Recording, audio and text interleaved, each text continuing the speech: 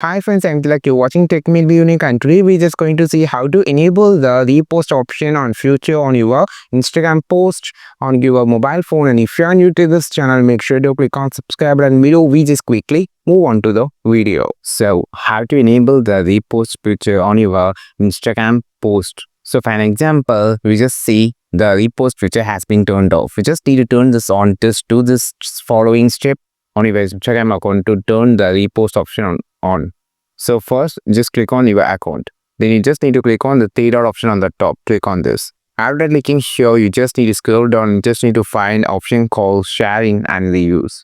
Click on the sharing and reuse. Now we can find an option called repost on the post and reels. So just click on this and enable this. Now just come back to your profile. Just refresh your profile again and just go to the same post. You can see now you have the repost option. This is how we just enable the repost option on any on your post on your Instagram account. I think this video helped you a lot. Like this video, share this video, subscribe this channel.